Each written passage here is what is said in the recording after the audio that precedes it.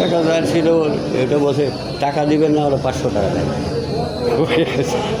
খুশি হয়ে দিবেন, ভাই কষ্ট রাখে যে আপনি বাড়িতে গেছি বলে বাপ এটা রাখ। অফিসিয়াল নিয়ে গেলেও যে টাকা দিতে হয় এটা জানা নেই। না, আমাদের এখানে যাওয়ার নিয়ম নাই। আপনি চালেন যে চাইছি যে ওই চুরি করে দিছি। তারপরে আপনি 500 টাকা চাইছেন, 100 টাকা দিতে চাইছেন, তাও দেয়নি তো।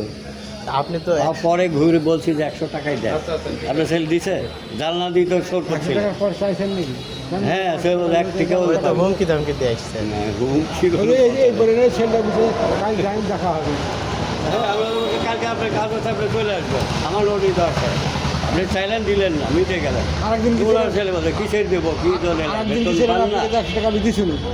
এই না না, আপনাদেরকে খরচ দেয় না সরকার থেকে? দিয়ে দিয়ে না।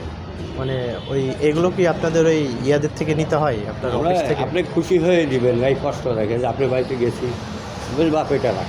অফিস থেকে কোনো খরচ দেয় না আপনাদের? এটা নোটিশ জারি খবর থাকে, এটা আমাদের বেতন পাঠানোর জন্য কোনো খরচ দেয় না? না না না টিয়ে নাই? না। এটা তাহলে ওই যারা ভুক্তভোগী তারা দিবে? তারা দেয় না, বললে নিতে হবে, ভাই দেয় যা দেবেন তাই। এটা অফিসের নিয়ম আছে না? না, নিয়ম নাই, এটা আমরা পার্সোনালভাবে চাই। 500 টাকা চালেন কে তাহলে? 500 টাকা যার ছিল এটা বসে টাকা দিবেন না, ওরা 500 টাকা দেন। এর আগে একবার গিয়েছিলাম, 100 টাকা খুশি মনে দিয়ে দিয়েছি।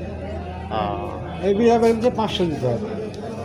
হ্যাঁ, আমি সত্যি কথাটা বলি, আমি ওনার বাড়িতে যাই বললাম যে কাকু আমাকে 500 টাকা দেন, আমার গাড়িতে একটু সমস্যা হয়েছে, গাড়িটা আমি ঠিক করে দিয়ে নেবো, আর আপনি অফিসে তো যাবেনই, আমি দিয়ে দেবো।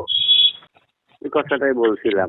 এটা আবার স্যারের কাছে কমপ্লেন দিয়েছে, স্যার তো আমাকে সেই এখন কাল ধরে উঠাইছে, বসাইছে।